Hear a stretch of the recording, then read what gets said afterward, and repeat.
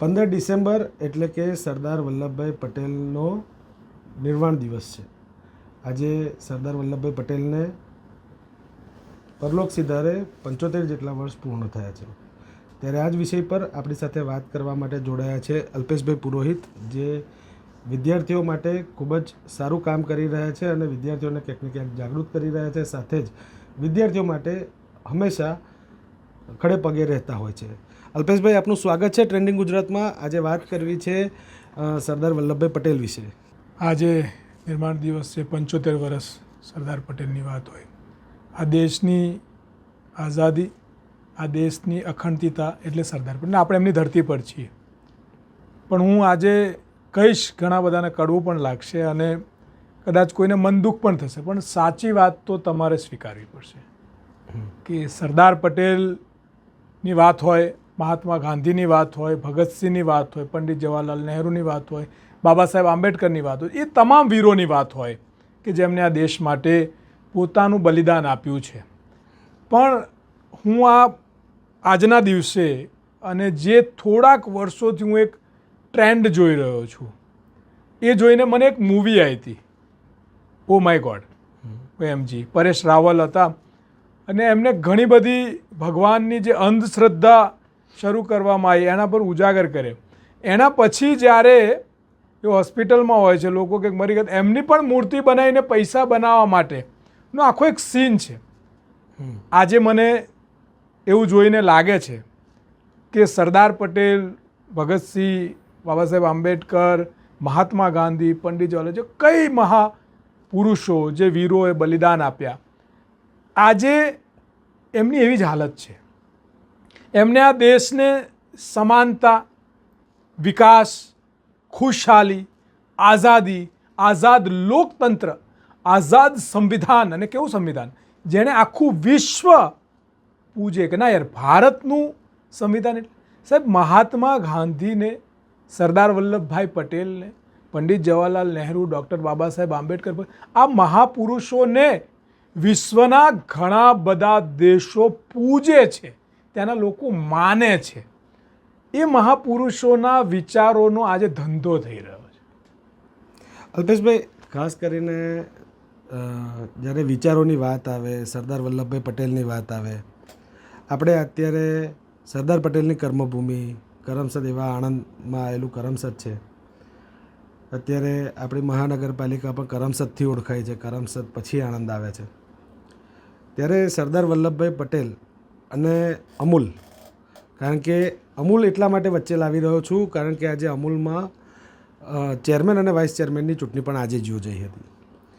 શું લાગી રહ્યું છે, તેમની કઈ દીર્ઘદ્રષ્ટા હતી કે અમૂલની સ્થાપના પાછળ એમણે ત્રિભુવનદાસ પટેલને પ્રેરણા આપી અને આજે એક સૌથી મોટું રોલ મોડલ ઊભું કર્યું છે? જો હું તમને મેં જે આ ચર્ચા કરી, હું એટલા માટે જ કહું છું, મેં આગળ પણ તમને કીધું કે આજે એવું કેમ થઈ રહ્યું છે. સરદાર સાહેબ, સરદાર એ કોઈ જાતિ, કોઈ ધર્મ, કોઈ પ્રાંત નથી. હું અગાઉ પણ ઘણી વાર કહું છું. છતાં પણ પાટીદાર એટલે સરદાર, જાતિવાદી સરદાર પટેલ તો હતા જ નહીં. બિલકુલ નહીં. તો રાજા તો ઘણા બધા જાતિ આધારિત લોકો પાટીદાર છે એટલે સરદાર. ના ના ના, ભારત એટલે સરદાર. બાબા સાહેબ આંબેડકર એટલે દલિત એટલે બાબા સાહેબ આંબેડકર. તો મને તમને કોઈ એ નેતા સમાનતામાં માનતા હતા, એમને સંવિધાન આપ્યું છે, એ કોઈ જાતિમાં નહોતા માનતા, તો કેમ ના હોઈ શકે? તો આ જે થઈ રહ્યું છે અને આ જે નેતાઓના આધારિત લોકો પોતાના રાજકીય રોટલા શેકવાનો ધંધો કરી રહ્યા છે, હું એવું કહીશ. ક્યાંક ને ક્યાંક પોતાના સંગઠનો ચલાવવા, ક્યાંક ને ક્યાંક પોતાના, પણ ખરેખર એ નેતાઓનો વિચાર શું હતા? તમારી જે વાત છે એને સમજવું પડશે. સરદાર પટેલના નામે અહીંયા વિદ્યાધામ પણ આવેલું છે. હજારો લોકોએ એમની જમીનો દાનમાં આપીને ગરીબ છોકરાઓને ભણાવવા માટેનું એ કેમ્પસ હતું, ધંધો કરવા માટે નહોતું. એ સરદાર પટેલનો વિચાર પણ નહોતો, એ ભાઈ કાકાનો વિચાર પણ નહોતો. તો એ જ રીતે અમૂલની વાત કરીએ આપણે. તમે કીધું કે આજે ચેરમેન, વાઇસ ચેરમેન ચૂંટણી હતી. હું એને કહું કે આજે ચટણી હતી. નક્કી કરેલા મેન્ડેટ પર, ને આજે હું બહુ સ્પષ્ટ કહીશ તમારા મીડિયામાં, આજે લોકતંત્ર, લોકશાહી આઈસીયુમાં એડમિટ છે, બહુ સિરિયસ છે. ગમે ત્યારે આ લોકશાહી ગુજરી જવાની છે એવી પરિસ્થિતિમાં છે. એનું મૂળ કારણ શું છે? તો કોઈ પણ માણસની ગુડ બેક્ટેરિયા અને બેડ બેક્ટેરિયા હોય, માણસને જીવવા માટેના વિટામિન્સ હોય. આજે એ ગુડ બેક્ટેરિયા લોકશાહીમાંથી ખતમ થઈ ગયા છે. કેવી રીતના તમને એવું લાગી રહ્યું છે? જો તમે કોઈ સરદાર પટેલના વિચારો, આ સહકારી ક્ષેત્રો જે છે, એ બજાર સમિતિ હોય યા પછી અમૂલની વાત કરતા હોઈએ આપણે, બરાબર છે કે આપણે બીજી જે બેંકો, ક્રેડિટ સોસાયટીની વાત, એ શું કામ શરૂ થઈ? આ લોકો ગાંડા હતા, એ શું કામ થઈ? એ કોઈ કોંગ્રેસના મેન્ડેટ પર શરૂ થઈ હતી? કોઈ ભાજપના મેન્ડેટ પરથી શરૂ થઈ હતી? શું કોઈ પોલિટિકલ પાર્ટીના મેન્ડેટ માટે શરૂ થઈ હતી? ના. એ વિચાર શું હતો? સહકાર, એકબીજાના સહકારથી ચાલતું દૂધ ઉત્પાદકોનું જીવાદોરી, ખેડૂતોની જીવાદોરી, એનું એક ચક્ર છે. આ પોલિટિકલ પાર્ટીની ઇવેન્ટ નથી. આ તમારા કબજો કરવા માટેની કોઈ સંસ્થાઓ નથી. અને હું સિમ્પલ દાખલો આપીશ. ધોરો જબ્બો કુર્તો અને મોટી ગાડીમાંથી ઉતરો એટલે નેતા ના બનાય ને. આ હું બહુ ન્યુટ્રલ કહીશ. ધારો કે કોઈ બીજા પક્ષમાં હતા, દાખલા તરીકે કોંગ્રેસની વાત કરું, કોંગ્રેસમાં ઘણા લોકો હતા, આજે ભાજપમાં છે, અલગ અલગ ક્ષેત્રે. હવે ત્યાં એમને ગુભરામણ થતી હતી, ત્યાં એમનું કોઈ સાંભળતું નહોતું, ત્યાં એમનું કશું જ નહોતું. તો આજે રબર સ્ટેમ્પ બનીને, બિલાડી બનીને લોકશાહીનું મૃત્યુ થઈ રહ્યું છે. અને મેન્ડેટના ખોટા, એકદમ બોગસ સરદાર પટેલ, ભાઈ કાકા, ભીખા કાકા, હું આ ધરતીની જ વાત કરીશ, એચ.એમ. પટેલ, આ કોઈ પણ આ વિચારધારા સાથે સહેમત નહોતું કે તમે લોકો, એ ત્રિભુવનદાસ જેમને આ શરૂ, એ પણ નહોતા, ડૉક્ટર કુરિયન એ પણ નહોતા, આ જેટલી પણ સંસ્થાઓ છે એ કોઈ પણ લોકશાહીને, લોકતંત્રને, લોક પ્રતિનિધિને આઈસીયુમાં મૃત્યુ હાલતમાં મોકલવામાં નહોતા માનતા. એક અલગ લોકશાહી હતી. આ સમજવું પડશે. તમે બે નામ પહેલા એવું કહેતા કે ઉપરથી નક્કી થઈને આવો, એમ નીચે શું, અત્યાર શું છે, ક્યાંથી નક્કી થઈને આવ્યું, અને એ પ્રતિનિધિઓ ક્યાં ગયા, શું થઈ રહ્યું છે આ? અને આ તમારા મીડિયાના માધ્યમથી કહું છું આપને. તમે અમૂલનું પૂછ્યું, હું તમને કહું છું, આ રેકોર્ડ કરી રાખજો, બતાવજો, ને ફરી પણ બતાવજો. અમૂલ આવનારા સમયમાં નષ્ટ થઈ જશે. આ હું તમને કહી રહ્યો છું. તમે લખીને કહો, લખીને આપી દઉં હું. વિદેશી ડેરીઓના કોન્ટ્રાક્ટ થશે, 20 રૂપિયા લીટર દૂધ મળશે. આ હજારો લાખો દૂધ ભરનારા દૂધ ઉત્પાદકો છે ને, બરબાદ થઈ જશે.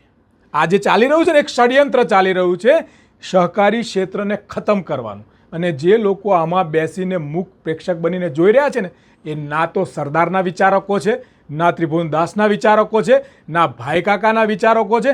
આ બધા જ એમના વિચારકો નથી. માત્ર એમના નામનો મુખટ્ટો પહેરી અને માત્ર ને માત્ર દલાલી કરી રહ્યા છે. દલાલી કરી રહ્યા છે, હું સ્પષ્ટ કહું છું. ખૂબ જ મોટા અને ગંભીર આપના વિચારો છે, લાગી રહ્યું છે એ પ્રકારે. વિષય હવે જાણવા જેવો એ છે કે અમૂલની જ્યારે સ્થાપના થઈ ત્યારે કઈ વિઝનરી સાથે અમૂલને લાવવામાં આવી હતી? જો હું તમને કહું કે મેં તમને પહેલાં પણ કીધું કે અહીં જે પણ સંસ્થાઓ ચાલુ થઈ, પહેલી વાત તો આ પોલિટિકલ સંસ્થાઓ નથી. રાજનૈતિક મેન્ડેટ પર ક્યારે ચૂંટણી થાય યા મેન્ડેટ આપે એવું ક્યારે પણ ના થાય. બીજી વસ્તુ, એમાં સરકારી તંત્રનો કોઈ દખલગીરી નથી. હું એવું પણ નથી કહેતો ભ્રષ્ટાચાર એ વખતે પણ થતો હશે, પણ એ 10% થતો હશે, આજે 90% થાય છે. ત્યારે કોર્પોરેટ સેક્ટરો નહોતા ઘૂસતા, આજે કોર્પોરેટ સેક્ટરો ઘૂસી રહ્યા છે. ત્યારે સરકારી અધિકારીઓના ઈશારે નહોતું થતું, આજે સરકારી અધિકારીઓ ઘૂસીને નષ્ટ કરી રહ્યા છે. પશુપાલકો જે છે એમનું દૂધ ઉત્પાદન જે થાય એ ત્યાંની ડેરીમાં ભરે, ત્યાંથી અહીંની ડેરીમાં આવે, એના જે પૈસા મળે એનાથી પશુપાલન પોતાનું ઘર ચલાવે. આ એક બેઝિક વ્યવસ્થા સાથે ઊભું થયું. કિસાનો જે છે એમનું જે અનાજ થતું હોય બજાર સમિતિમાં આવે, ત્યાંથી વેચાણ થાય, એમને પૂરતો ભાવ મળે અને એ પણ એમનું ગુજરાન ચલાવી શકે. એમની કોઓપરેટિવ બેન્કો જે છે એમાંથી એમને લોન મળે, એમને પૈસા મળે, એની વ્યવસ્થા થાય. અને આખું જે ચક્કર છે એ બિલકુલ હેલ્ધી એટલે એની અંદર જાણકાર, માહિતગાર, એમનો અવાજ, એમને બોલી શકે, સ્વતંત્રતાથી એકબીજાનો વિરોધ કરી શકે, ખોટું થતું હોય તો રોકી શકે. કારણ કે અલગ અલગ લોકોથી લોકતંત્ર સચવાય. હું તમને દાખલો આપું, મેં એકવાર કહું હતું કે જ્યારે દેશ આઝાદ થયો અને જ્યારે દેશની સંસદમાં પહેલી ચૂંટણી થઈને જ્યારે થયું ત્યારે વિપક્ષ જેવું કશું નહોતું. તો એ વખતેની સરકારે એમનો વિરોધ કરનાર લોકોને વિપક્ષમાં લાયા, બેસાડ્યા, એમને ત્યાં મૂક્યા અને સરકારો ચલાવી. એટલે જ્યારે અલગ અલગ લોકો અલગ અલગ જગ્યાથી સ્વતંત્ર વિચારથી ચૂંટાઈને આવે, અલગ અલગ જાતિ અલગ અલગ ધર્મના લોકો જ્યારે ચૂંટાઈને આવે ત્યારે એ હેલ્ધી લોકતંત્ર રહે. અને ત્યાં આગળ એ કરપ્શન, ખોટું થવાનું, પતન થવાની જે નિયમ છે એ ઘટે, વધે નહીં. હવે તમે વિચાર કરો, અમૂલ ચૂંટણી થઈ ગઈ અને આ બહુ હું તમને જેમ કહીશ કે ક્રૂડ શાસનની આ બધા લક્ષણો છે. તમે વાંચજો, ઇતિહાસ ભારતનો ગવાહ છે.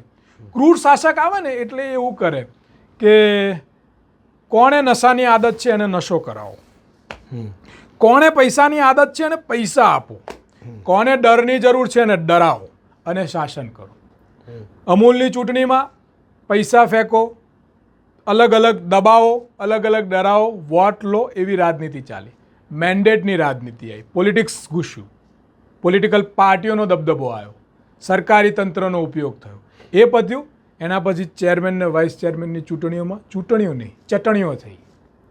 એક આવે છે ગાડીમાં મેન્ડેટ લઈને, આખું અમૂલ લઈને એક ગાડીમાં આવે છે. એ ભાઈ ઉતરે છે, 2 ચિઠ્ઠી કાઢે છે અને 2 ચિઠ્ઠી આગળ ટપ ટપ ટપ થબાવે છે.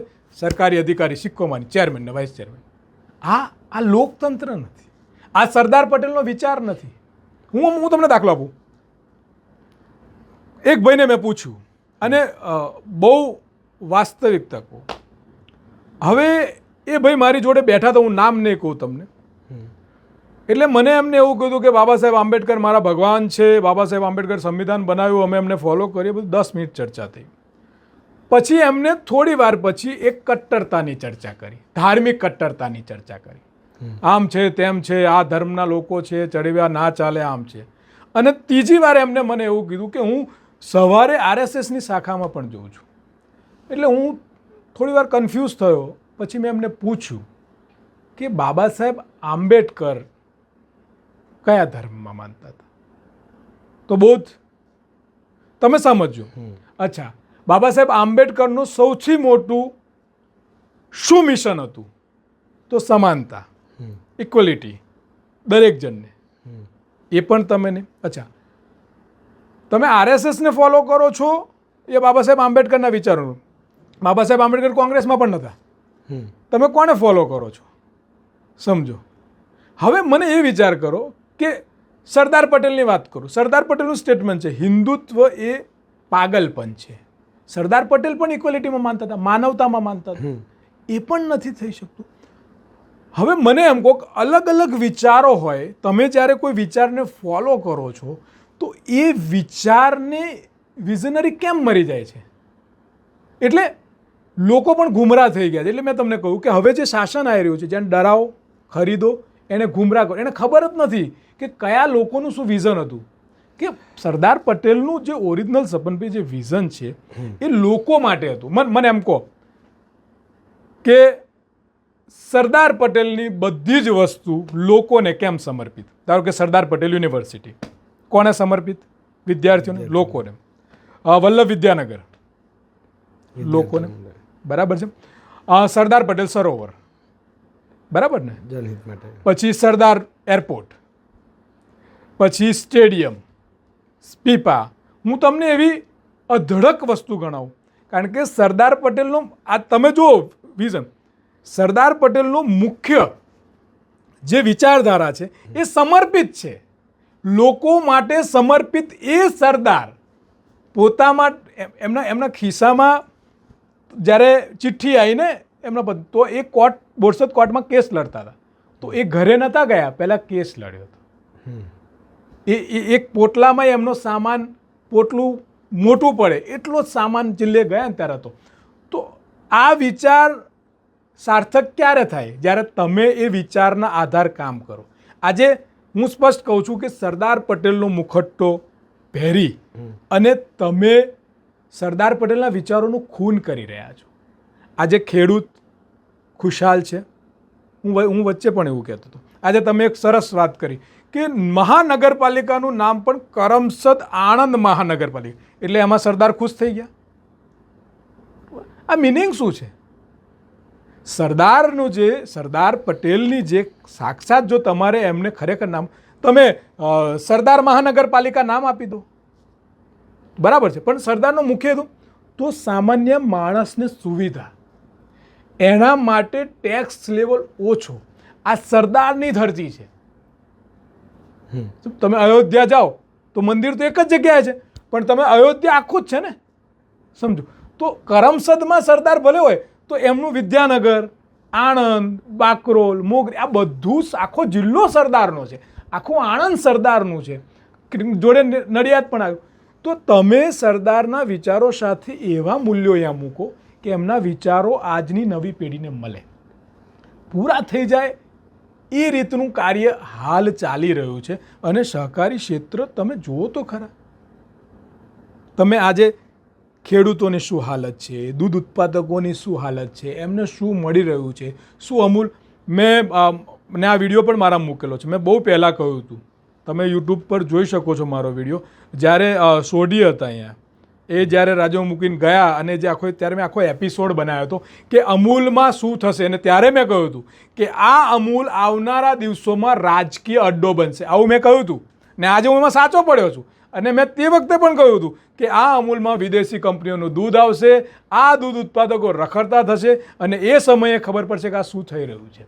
પણ આ બધી જ સંસ્થાઓ જે મહાપુરુષોએ જે વિચારથી મૂકી હતી, આજે એ વિચાર ક્યાંક ને ક્યાંક પૂરો થઈ રહ્યો આજના દિવસે. અને હું ખૂબ દુઃખ સાથે કહી રહ્યો છું કે આજે જ્યારે સરદાર પટેલના નિર્માણ દિવસની વાત હોય, ચારે બાજુ બધા સરદાર પટેલને યાદ કરતા હોય, સરદાર પટેલની યાત્રાઓ નીકળતી હોય, સરદાર પટેલના નામે મોટા મોટા તંબુઓ બાંધીને પ્રચાર થતો હોય, ખર્ચો થતો હોય, એ જ સરદાર પટેલને આજના દિવસે સૌથી વિશ્વની મોટી અમૂલ ડેરી, દૂધ ઉત્પાદક, લાખો પશુપાલકો જેની સાથે જોડાયેલા છે, એ સંસ્થામાં શું થયું? તો મેં તમને કીધું કે આજે એ સંસ્થામાં તો જે લોકશાહી છે, જે લોકતંત્ર છે, એનું મૃત્યુ થઈ ગયું. આ દેશનું લોકતંત્ર આઈસીયુમાં છે, પણ અમૂલમાં એક એક કરીને માને ને, જેમ શરીરનું આખું શરીર હોય આઈસીયુમાં, એમાં હાર્ટ ફેલ થાય એટલે સંપૂર્ણ, હજુ હાર્ટ છે જરીક, ઓક્સિજન પર જીવી રહ્યું છે એ આખું લોકતંત્ર, પણ એક હાથ તૂટે અમૂલ જેવો, પછી બીજું તૂટે શિક્ષણ જેવું, ત્રીજું તૂટે. આ રીતે અત્યારે આઈસીયુમાં જે લોકતંત્ર, લોકશાહી, જે આ મહાપુરુષોએ ભારત માટે વિચારી હતી, એ આઈસીયુમાં છે. તમારા મારા બીજા જેટલા પણ લોકો પોતાની જાતને લીડર સમજતા હોય, નીડર સમજતા હોય, નિષ્પક્ષ સમજતા હોય, એમને બોલવું પડશે, એમને બહાર આવવું પડશે. નહીંતર આવનારા દિવસે આ લોકશાહી મૃત્યુ પામશે અને ફરીથી તાનાશાહીનો સૂરજ આ ભારતમાં ઉગશે. હું સ્પષ્ટ કહી રહ્યો છું. અલ્પેશભાઈ, ફરીથી ખૂબ લાંબી ચર્ચા આપણે કરી, પરંતુ આજની જનરેશનને તેમજ અમુક વડીલોને અમુક અંશે જાગૃત કરવા જેવી પણ સ્થિતિનું નિર્માણ થયું હોય તે પ્રકારે લાગી રહ્યું છે. ખાસ કરીને જે વિઝનરીવાળો પ્રશ્ન મેં આપને પૂછ્યો હતો કે સરદાર વલ્લભભાઈ પટેલે કઈ વિઝનરી સાથે ત્રિભુવનદાસ પટેલને અમૂલ જેવી સંસ્થા સ્થાપવા માટે પ્રેરિત કર્યા હતા. સાથે તેમણે કહ્યું હતું કે પશુપાલકો જ આ ડેરીના માલિક રહેશે. અને આજે પશુપાલકોની હાલત આપ પણ જાણી રહ્યા છો અને પશુપાલક પોતે પણ. ખરેખરમાં જાગૃત કરવા જેવી કઈ બાબતો લાગી રહી છે આપણે? હું સૌથી પહેલાં બહુ સ્પષ્ટ કહીશ કે પશુપાલકોને એ પોતે માલિક છે ને એનો અહેસાસ હવે ફરી કરાવવો પડશે કે માલિક છે, એ સ્વતંત્ર છે. એ પશુપાલક બહાર નીકળીને એમ કે અહીં મેન્ડેટથી ચૂંટણી થઈ તો તમને ઘૂસવા નહીં દઈએ. એ પશુપાલકોએ એમના પ્રતિનિધિઓને ભાન કરાવવું પડશે. હવે કેવું થાય છે, ડેરીમાં સભ્યો બને, પૈસાથી વોટ નક્કી થઈ જાય, એના પછીને એક એક એક એક વોટ લઈ અને ડિરેક્ટર નક્કી થઈ જાય. એ નક્કી થયા પછી એ લોકો સીધે, ને એ બધું જ પાર્ટી લેવલે થાય છે. ધારાસભ્ય પણ હોય, તંત્રના અધિકારીઓ પણ હોય. અને આ જે મુખ્ય ઉદ્દેશ્ય હતો સહકારી ક્ષેત્રને જે રન કરવાનો અને સહકારી ક્ષેત્રમાં સેવા કરવા આવવાનું છે, તો સેવા કરવામાં આટલો બધો પૈસો, આટલી બધી તાકાત, આટલા બધા ધમ પછાડા, આટલી બધી ક્રૂરતા ક્યાંથી, શું કામ? એનો મતલબ કે સેવા નહીં, કશું સેવ કરવા આવે છે, કશું લેવા આવે છે. આ અમૂલની મલાઈ જે છે. વિષયમાં તાજેતરમાં થોડાક સમય પૂર્વ એક ચાલુ ધારાસભ્યએ આ વિષય પર કહ્યું હતું કે અમૂલની ચૂંટણી લડ્યો એમાં લાખો રૂપિયા મારે નુકસાન ગયું. તો એ લાખો રૂપિયા નુકસાન શાના માટે ગયું? કહું છું તો ખરા, આ જે પશુપાલકોના પ્રતિનિધિઓ છે એમના વોટ લેવાય પૈસા આપવા પડે. મેં તમને કીધું કે શાસનના ઘણા બધા નિયમ છે, પૈસા આપવા પડે, આપવા નથી પડતા. આ પ્રથા ચાલુ થઈ છે. પ્રથા ચાલુ થઈ છે. ખરેખર આ પ્રથા પશુપાલકોને શું નુકસાન પહોંચાડી રહી છે? આ પ્રથા નુકસાન સૌથી મોટું એટલું પહોંચાડી રહી છે કે મેં વચ્ચે પણ તમને કહ્યું હતું કે દારૂ, ચવાણું, સાડી 5 કરોડ રૂપિયા જેણે ખર્ચ્યા હોય તો એ પાછા કોની જોડથી લે? આ રોડના, આ બ્રિજના, આમાંથી જ ને. તો આ પશુપાલકોના દૂધના, દાણના, ખ્યાલ ને, આ પૈસા કઈથી? આમથી જ લેવાના છે. કરોડો રૂપિયા ખર્ચી અમૂલમાં આવ્યા પછી એ શું રિકવરી ક્યાંથી થવાની? ત્યાંથી જ થવાની છે. શોષણ કોનું થવાનું? આમનું જ થવાનું છે. ભ્રષ્ટાચાર કોનામ થવાનો? આમનામાં જ થવાનો છે. એટલે મેં તમને ના કહ્યું કે પશુપાલકોએ જાતે જે ગુડ બેક્ટેરિયા છે, લોકતંત્રને બચાવવા માટે ગુડ બેક્ટેરિયાઓને જાગૃત કરવા પડશે. કારણ કે જ્યારે અલગ અલગ વિરોધ ક્યારે થાય, હું તમને એક બહુ મસ્ત દાખલો આપું. હમણાં હું સિન્ડિકેટ સેનેટ મેમ્બર હતો યુનિવર્સિટીમાં. હમણાં અમુક એક ભરતીઓની એ બાબતે મને 5-10 જણા રજૂઆત કરવા આવ્યા. એમને એવું કહું, કોઈ સાંભળતું નથી, તમે જુઓ બધા ડોક્યુમેન્ટ, બધું જ ખોટું થયું, બધું જ લીગલ દેખાય, પણ કેમ હવે કશું નથી થતું? તો સિન્ડિકેટ સેનેટ નીકળી ગઈ. સરકારમાંથી વીસીકે ડાયરેક્ટ જેને ગમતા લોકોની નિમણૂકો કરીને મૂકી દેવાના. ક્યારે ના બોલે, ના જાણે, ના કશું વાંચે, ના કશું કરે. તો એના કારણે શું થયું? તો જે શાસક છે એને મન ફાવે એ રીતે ખોટું કરી અને તંત્ર ચલાવી શકે. હવે મને એક દાખલો કહો. અમૂલની અંદર તમે મેન્ડેટ લાયા, એક ચેનના તમામ લોકોને તમે મૂકી દીધા, તારે તું એટલે બોસ એક, ઉપરથી ચિઠ્ઠી આવી, 2 જણા નક્કી થઈ ગયા, એક બોર્ડ નક્કી. હવે બહારથી બેઠો બેઠો એક માણસ એને ચલાવશે. એટલે એ શું થશે? કોઈ બોલે જ નહીં. કશું ખોટું થાય તો કોઈ જોવે નહીં. હું કશું જોતો નથી, હું કશું સાંભળતો નથી, હું કશું બોલતો નથી. તો શું થવાનું? તો એ અસર કોની પર જવાની? સીધી પશુપાલકો પર છે. આ સંસ્થા ખતમ થઈ જશે. પણ જ્યારે અલગ અલગ લોકો સહકારી ક્ષેત્રના કોઈ પણ રાજકીય પક્ષ યા કોઈ પણ વિચારધારામાંથી આવતા હોય, ચાહે એ ગાંધીને માનતા હોય, સરદારને માનતા હોય, સાવરકરને માનતા હોય, યા ગમે એને માનતા હોય, પણ જ્યારે સહકારી ક્ષેત્રમાં અલગ અલગ રીતે ચૂંટાઈને આવે ત્યારે એ દરેક વસ્તુ પર નિયંત્રણ રાખે. એ ખોટું થતું હશે 5-10%, પણ 90% તો નહીં થવા દે. એ વિરોધ થશે, એની સામે લડશે. તમે જોયું, અમે પણ સંસ્થાઓમાં હતા, અમે પણ ત્યારે ખોટું થતું હતું, લડતા હતા, વિરોધ કરતા હતા. સમજો. તો આ લોકતંત્ર અત્યારે અમૂલ જે છે એ અમૂલ પશુપાલકોને આવનારા દિવસમાં ખૂબ મોટું નુકસાન જશે અને ધીરે ધીરે એમને પણ નહીં ખબર હોય અને એમના અધિકારો છીનવાઈ જશે. એને બચાવવા માટે કયા પ્રકારના પગલાં પશુપાલકોએ ભરવા જોઈએ કે શું સમજવાની જરૂર લાગી રહી છે? ખાસ કરીને જ્યારે સરદાર પટેલ સાહેબે જે વિઝનરી આપી હતી અને એ વિઝનરીનો ઇમ્પ્લિમેન્ટ આટલા વર્ષો સુધી થયો અને અત્યારે એની અંદર ક્યાંક કશી ચૂક થઈ રહી હોય તો એ વસ્તુ માટે લોકોને જાગૃત કરવા હોય તો એના માટે કોણ આગળ આવશે? પશુપાલકો માટે કોણ બોલશે? હું તમારા માધ્યમથી સપનભાઈ કહું છું કે જે પશુપાલકના સાચા હિતેચ્છુઓ છે એમને તમારા મીડિયા દ્વારા મારું એક સજેશન છે. હું એ અભિયાન ચલાવું છું. તમે ઘણા બધી વાર તમારી મીડિયાએ મારો ઇન્ટરવ્યૂ લીધો. હું જ્યાં જ્યાં પણ કોઈ પણ કાર્યક્રમમાં જઉં છું, ઘણા બધા લોકો તો મારી આ સ્પષ્ટ વક્તાના કારણે ડરીને એમ કે કલ્પેશભાઈ તમે આવો છો ને પછી એવું બોલો છો ને કે અમારે તકલીફ થઈ જાય છે.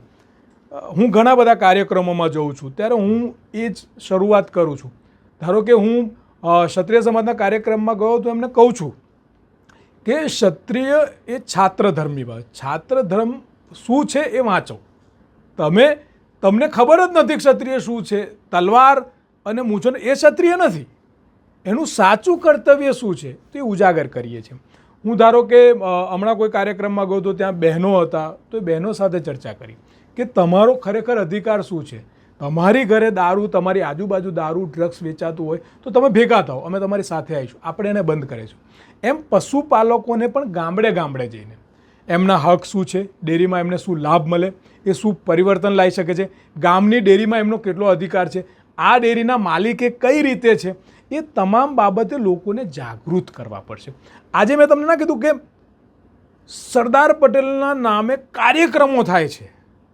સમજો, તમે મારા ફેસબુક પર અત્યારે કહેજો છો હું પોસ્ટ કે એવું બહુ ઓછું, કારણ કે અલ્ટિમેટલી સરદાર પટેલના વિચારો, આજે પણ ધારો કે અમે ઘણા બધા લોકોને મળ્યા, 2-3 કાર્યક્રમ હતા, ત્યાં ગયા, ત્યાં અમે એ જ ચર્ચા કરી કે સરદાર પટેલ એટલે કોણ. સરદાર પટેલની પ્રતિમાની જરૂર નથી, સરદાર પટેલના ફોટાની જરૂર નથી, જોઈ સરદાર એની જરૂર નથી. જરૂર છે અત્યારે 21મી સદીમાં સરદારના વિચારોની. આ વિચારોનું સિંચન આજની પેઢીને કરવું પડશે. સરદાર એટલે કટ્ટરતા નહોતા, સરદાર એટલે કોઈ જાતિ નથી, સરદાર એટલે કોઈ ધર્મ નહોતો. હવે એ કોઈને ખબર જ નથી. આજે આજે આજે પરિસ્થિતિ એટલી વિકટ મેં તમને થઈ ગઈ. આજે ભૂરા કલરનો ગમછો નાખી અને જય ભીમ એટલે આંબેડકર, ના. તમે આંબેડકરે દેશ માટે સંવિધાનમાં જે પ્રાવધાન કયા કયા એમના વિચાર હતા એ છે. એમ તો ગામડે ગામડે જવું પડશે. ગામડે ગામડે જઈ અને એ ગ્રામ્ય લેવલના લોકોને 50 જણને, 100 જણને, 200 જણને મળી અને આ ગ્રામના લોકોને સાચી માહિતી આપવી પડશે. આજે લોકો, ટેકનોલોજી બહુ વધી ગઈ. તો હું એકવાર બેઠો હતો અને તમારા માધ્યમથી કહ્યું તો મને એક જણે પૂછ્યું, મને કહ્યું કે કોંગ્રેસની સૌથી મોટી મૂર્ખામી કઈ, એવું કીધું મને. સાંભળજો, અને હું બહુ સ્પષ્ટ કહીશ. એટલે મેં કહું 2, તો મને કે કઈ? મેં કહું આ બિન જવાબદાર 18 વર્ષના યુવાનોને મત અધિકાર આલ્યો, એ સૌથી મોટી ભૂલ. એમને ખબર જ નથી જવાબદારી એમની. સોશિયલ મીડિયાની 30 સેકન્ડની રીલમાં જિંદગી જોનારા લોકોને આ દેશનો આટલો મોટો ઇતિહાસ ક્યાંથી ખબર હોય? ના ખબર હોય. એને ટેકનોલોજી ક્યાંથી આવી, ભારત ક્યાંથી ઊભું થયું, ભારતે શું સંઘર્ષ કર્યો, ભારતમાં કેટલી તકલીફો પડી, શું ખબર હોય? હવે એ બિન જવાબદાર યુવાનને તમે મત અધિકાર આપી દીધો. એને સમજ જ નથી. રમણ ચકડીએ ઝંડા લઈને ચડે છે, એને ખબર તો આવી જોઈએ ને કે હું કેમ ચડું છું એમ. એ તમને કે બીજી ભૂલ કઈ? તમે બીજી ભૂલ એ કે આ ઈવીએમ લાયા. આ ભારત દેશમાં હજુ સુધી કન્ટ્રીને કમિટેડ કેટલા લોકો? એમાં તમે, હું, બધા, આપણે બધા આવી જઈએ. કેટલા? તો કે હું બી કમિટેડ તો કેટલા ટકા કમિટેડ? તમે બી કમિટેડ તો કેટલા ટકા? ધારો કે બહારના દેશની વાત કરીએ તો અથડાયું તો ગાડી પર નંબર લખીને જાય મારાથી અથડાયું છે. એની દેશની જનતા જાતે જાગૃત છે એટલે દેશ વિકાસશીલ છે. અને સરદાર પટેલ, મહાત્મા ગાંધીના બધા મહાપુરુષો શું કહેતા? મારા ગામડાનો છેવાડાનો નાગરિક જ્યારે આઝાદી બોલશે ને એટલે ભારત આઝાદ થશે ને. એવું જ થયું. એટલે મેં એને કહ્યું કે આ 200 વર્ષ અંગ્રેજોએ રાજ કર્યું ને. હું જ્યારે થોડોક નાનો હતો તો મને એવી શંકા હતી, સાલું 200 વર્ષ આપણી પર આ લોકો રાજ કેમ ના કરી ગયા? પણ આજે જ્યારે હું દેશની પરિસ્થિતિ જોઉં છું તો મને એવું લાગ્યું કે સારું 200 તો ઓછા કર્યા, જો આવું ના આવું હોય તો 500 વર્ષ કરી શકે. અને ખરેખર આ મહાપુરુષોને, મહાવીરોને હું સલામ કરું છું. એમના પગની જૂતી બરાબર આપણે નથી. સાહેબ, એ કેવા લડ્યા હશે કે 500 વર્ષ સુધી ના જાય ને 200 વર્ષમાં કાઢી મેલ્યા. બાકી સાહેબ ના જાય. આ પ્રજા અત્યારે, આ નેતાઓ નહીં જતા કેટલા વર્ષો સુધી દારૂ, ચવાણું, સાડીને આપીને, તો અંગ્રેજો જતા હશે. એટલે અલ્ટિમેટલી કે જે ટેકનોલોજીનો, જે સારી વાતનો ઉપયોગ દેશમાં થવો જોઈએ. આપણે બહારની કન્ટ્રીમાં, આ તો જનરલ આપણે વાત કરીએ, લોકો સુધી પહોંચવી પણ જોઈએ કે 2 પેક મારે તો શું કરો? તો શરીર સારું રહેવા માટે. તો ભારતમાં દારૂ શું હોય? તો કે ગમે દારૂ પીએ, ખુશીમાં દારૂ પીએ અને પીને બીજા નહીં નડે. તમે સમજો, આપણે ત્યાં સારી દરેક વસ્તુની કોઈ યોજના આવી હોય યા પછી કોઈ સારી વસ્તુનું નિર્માણ થવાનું હોય તો આ તમામ બાબતોએ આપણી પ્રજા જે છે એ જાગૃત નથી. અને હું છેલ્લા 2 વર્ષથી લગભગ આપણે જાણ્યું છે કે મેં આટલા બધા આંદોલન કર્યા, સિટી બસોએ, કા હોય, ઘણા બધા. અત્યારે આંદોલન કરવા કરતાં હું દરેક જણને કહું છું કે મેં એક નવું શરૂ કર્યું છે. કોઈ પણ જગ્યાએ જઈ અને પ્રજાને સાચી વાત માટે જાગૃતતા લાવી. આ જરૂરી છે. એકલા નેતાઓ, એકલા લીડરોથી બધું બદલાય જ નથી. પ્રજાની સાથે સાથે લીડરો પણ આવા થઈ ગયા. હું તમને એમ કહું કે જૂના કયા નેતાનું, તમે આપણે નહીં બેઠા, તમે મીડિયા મને બતાવો એમને શાસન કર્યું, રાજ કર્યું, પણ જૂના કયા નેતાઓના પાસે હાલના નેતાઓ જેટલી દોલત છે? સામાન્ય વાત છે. અને હું ને તમે એવા કઈ નેતાઓને ઓળખીએ જે સાયકલથી મર્સિડીઝ સુધી પહોંચી ગયા? તો સાલું કેમનો વિકાસ થાય? મને હમણાં એક જણ વચ્ચે એવું કીધું કે અલ્પેશભાઈ 2022માં 13 કરોડ રૂપિયા બતાવ્યા હતા અને એના પછી 2020માં પછી એના પછી 22માં સીધા 57 કરોડ રૂપિયા ઇલેક્શનમાં બતાવી દીધા. એમ તો આટલા વર્ષોમાં આટલું 10 ગણું ઇન્કમ કેમ નહીં થાય? લોજિક તો છે વાત.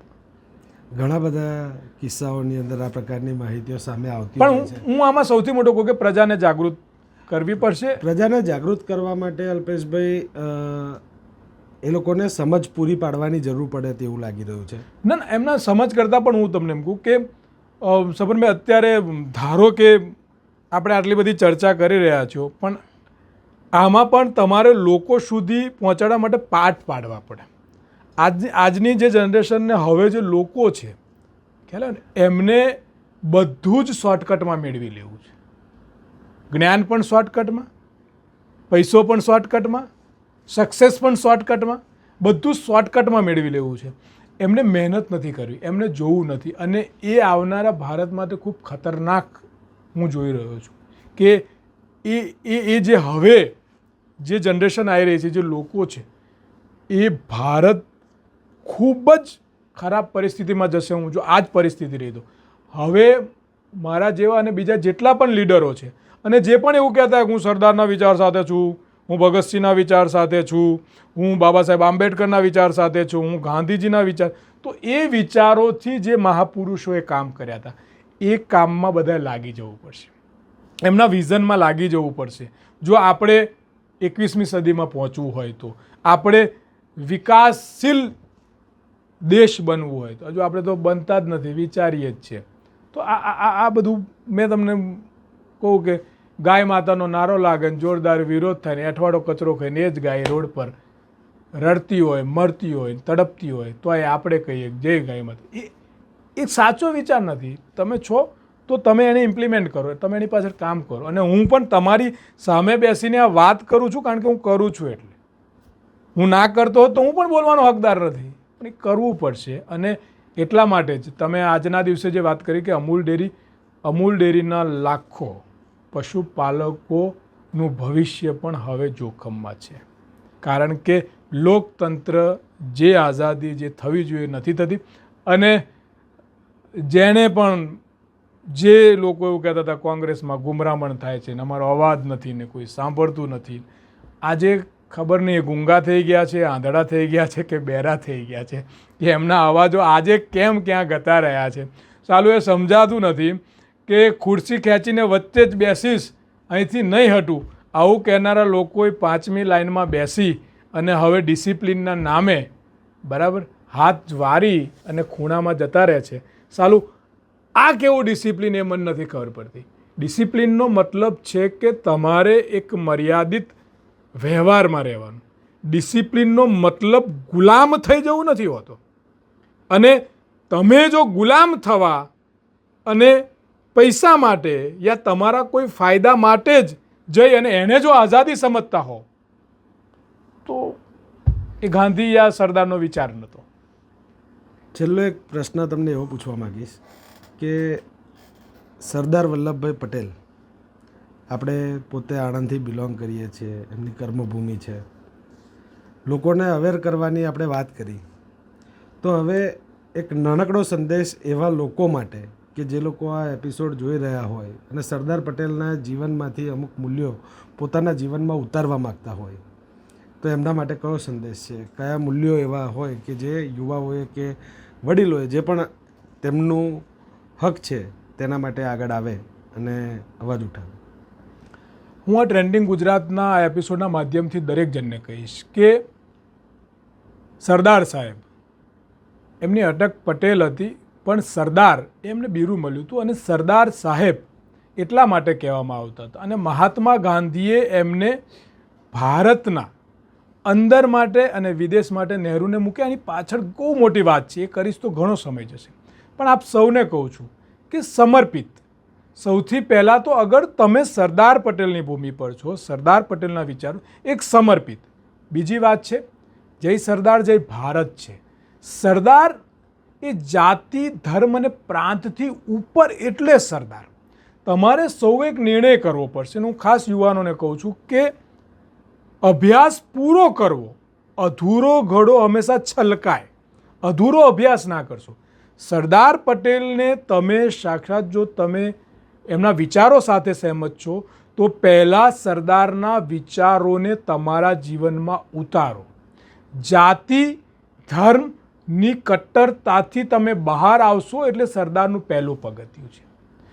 જૂઠું ડર લાલચથી તમે બહાર આવશો એ સરદારનો વિચાર છે. તમે ઝૂકી જાઓ, લોકતંત્રનું અહિત થતું હોય અને તમે જોયા કરો તો એ સરદારનો વિચાર નથી. કોઈ પણ પક્ષમાં હો, તમે કોઈ પણ પાર્ટીમાં હો, પણ તમે તમારી જાતને અગર સરદારના સંતાનો, સરદારના વિચારકો યા સરદારના તમે ફોલોવર્સ જે કહી શકો એવું માનતા હો તો સરદાર ડરપોક નહોતા. સરદાર નીડર હતા, લીડર હતા. સરદાર બેબાક ગાંધીને પણ કહેતા હતા અને બેબાક નહેરુને પણ કહેતા હતા. સરદાર એ લાકડી દંડા લઈને નહોતા નીકળતા. સરદારના શબ્દમાં એક વજન હતું, સરદારના શબ્દમાં એક કમિટમેન્ટ હતું, સરદારના શબ્દમાં એક કિસાન હતો, એક મજદૂર હતો અને આ ભારતનો છેવાડાના ગામડાનો ગરીબે વ્યક્તિ હતો જે જાતિ ધર્મ આધારિત નહોતો, એ ભારતના કણકણમાં હતો. એ સોમનાથના ધજાના સોમનાથની શરૂઆત કરાઈ શકે પણ સાથે સાથે એ કોઈ બીજા ધર્મના વિનાશની વાત પણ નહોતા કરતા. એટલે સરદાર એક વિચાર છે. સરદાર પ્રતિમામાં નથી, સમર્પિત છે. તમે અગર સમર્પિત થઈ શકો તો જ સરદાર, પણ તમે સમર્પિત ના થઈ શકો તો મહેરબાની કરીને એવું કહું છું કે સરદારનું નામ લેવાનું બંધ કરી દેજો, તો એ સરદાર નથી. અને તમે બધા નીકળો, તમે બધા બહાર નીકળો, તમારી વાત મૂકો અને તમે કહી શકો છો. કેમ ના કહી શકો? હું હોઉં તો જ કેમ કહી શકું, તમે હો તો જ કેમ કહી શકું? બધા ભેગા થઈને કહી શકીએ અને એક સારી વાત કરી શકીએ. એ સરદાર છે. મેં તમને કહ્યું કે આ તમારે સમજવા જેવી એક વાત છે. સરદારનો તમે મેસેજ આપ્યો કે વલ્લભ વિદ્યાનગર છે ને એનો શિલાન્યાસ ભાઈ કાકાએ એમને શરૂઆત કરી, પછી એણે રેકોર્ડ પર, એ ગામ તો હતું નહીં, દરેકની જગ્યા હતી, એનો શિલાન્યાસ પંડિત જવાહરલાલ નહેરુએ કર્યો હતો. તમે સાંભળજો સાહેબ, તમને આખા વિદ્યાનગરમાં જ્યાં પણ તમને કોઈ જગ્યાએ પંડિત જવાહરલાલનું નામ નહીં મળે, એમનું બોર્ડ નહીં મળે. સાહેબ આ તમારે સમજવું પડશે. સરદાર, ખાલી એ જે સરદાર છે ને, સરદાર એ ભારત માટે બહુ મોટું નામ. મને એ વાત કહો સાહેબ, આ યુવાનોને માટે હું દાખલો આપું છું અને ટ્રેન્ડિંગ ગુજરાત આને સ્પેશિયલ યુવાનો સુધી મોકલાય. 562 અલગ અલગ ધર્મના જે લોકોના રજવાડા, ખરબો રૂપિયા, ખરબો કહું છું હું તમને, જે લગભગ આખા ભારતને ચલાવી શકે એટલા રાજા રજવાડાનો ખજાનાઓ, આ તે, એ બધું જમીનો જાગીરો એ બધું સરદારને સોંપી દીધું. સોંપી દીધું ને એમાંથી સરદારે કેટલું લીધું? હું યુવાનોને પૂછું છું, તમે જ્યાં તમારા ગૂગલના જેને પૂછવું એને પૂછી જાઓ, કેટલું લીધું? સાહેબ એક કણ નહીં. ધારત તો એ લઈ શકતા હતા, એમને કોઈ રોકી શકતું હતું? અને સાહેબ એ રજવાડાઓ એમની પર વિશ્વાસ મૂકે, પણ કારણ શું હતું? એમ ખબર હતી કે સરદાર છે, આ એક કણ પણ મારામાંથી નહીં લે, એક આનો પણ આ નહીં લે, આ દેશ માટે 100% સમર્પિત થશે, એ માનીને સરદારને સોંપી દીધું. સાહેબ સોંપી દીધું કે જાઓ, સરદાર આવ્યા છે ને, અમારું સમગ્ર સામ્રાજ્ય તમને આપી દીધું, તમે ભારત માટે વાપરો. સાહેબ એ સરદાર જોડથી શીખવાની જરૂર છે. સરદારનો મુખટો પહેરીને ગાદી પર બેસી ગયા, ચન્ની ચોરો જોડ, સાયકલ ના હોય, મર્સિડીઝમાં ફરે, એ હાની સરદારની? એને હું વેલ્યુ સરદારનું નામ લે? સાહેબ એ સરદાર છે જ નહીં. સરદાર માટે તો મેં તમને કહું, કેમ આ સરદાર સરોવર, સરદાર એરપોર્ટ કેમ? સાહેબ એને પોતાનું જીવન સમર્પિત કરી દીધું, એક સેકન્ડ વિચાર્યા વગર, એક પલ વિચાર્યા વગર. એટલે એ સરદાર. એટલે હું યુવાનોને કહું છું કે સરદાર જો બનવું હોય ને સરદાર જોડથી શીખવું હોય તો દેશ માટે સમર્પિત કઈ રીતે થઈ શકાય શીખો. ચોરી, ભ્રષ્ટાચાર, ખોટું, જૂઠું બોલવું, ડરી જવું, નમી જવું, વેચાઈ જવું, એને સમજી લેવાનું કે સરદાર નથી. અને આ દેશમાં સરદારની કેટલી જરૂર છે એ સૌ કોઈ જાણે છે. સરદારના વિચારોની જરૂર છે. સરદાર બીજું કોઈ નહીં થઈ શકે. હું અત્યારે બહુ સ્પષ્ટ છું. સરદાર કોઈ ના થઈ શકે, ગાંધી કોઈ ના થઈ શકે, ભગતસિંહ કોઈ ના થઈ શકે, નહેરુ કોઈ ના થઈ શકે, ના થઈ શકે. સમનભાઈ, ના થઈ શકે. કારણ કે બલિદાન બહુ અઘરું છે. હું ઘણીવાર કહું છું, હું પોતે Bhagat Singh all India youth council ભગતસિંહના નામનું એનજીઓ ચલાવું છું. કામ ઘણું બધું અલગ અલગ કરીએ છીએ અમે, આપ બી જાણો. હું ઘણીવાર ઘણા લોકોને હસતો કહું, તમારે બધાને ભગતસિંહ બાજુવાળાને ઘરે જ જોઈએ છે, પોતાના ઘરે કોઈને ભગતસિંહ નહીં જોઈતો.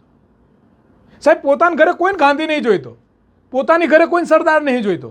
અને હું તમને કોઈ પ્રૂવ કરી બતાવું, જોઈતો જ નથી.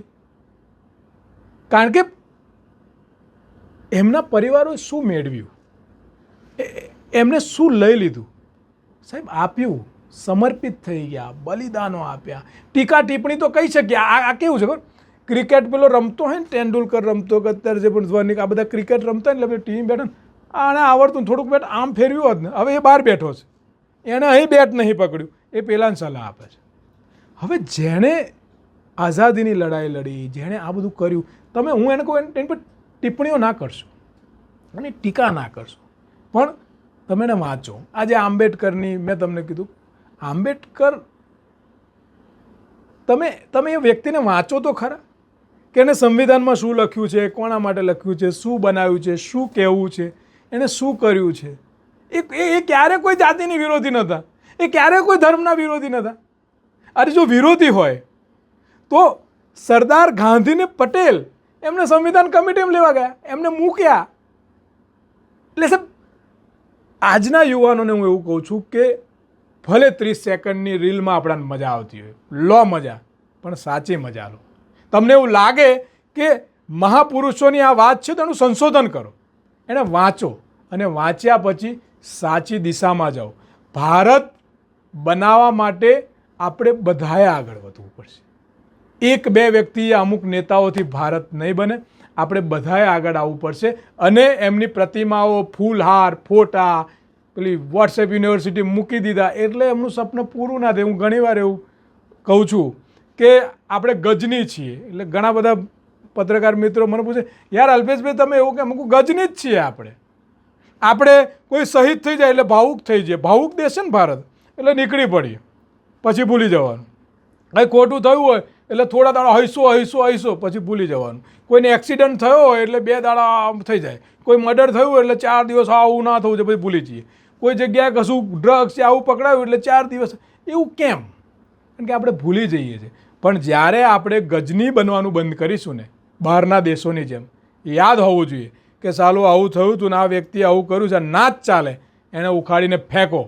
એ દિવસે સારા પ્રતિનિધિઓ સિસ્ટમમાં આવશે, અને સારા પ્રતિનિધિઓ સિસ્ટમમાં આવશે એટલે આપણે દેશને બદલી શકીશું. અને એના માટે જાગૃતતા લાવવાની જરૂર છે.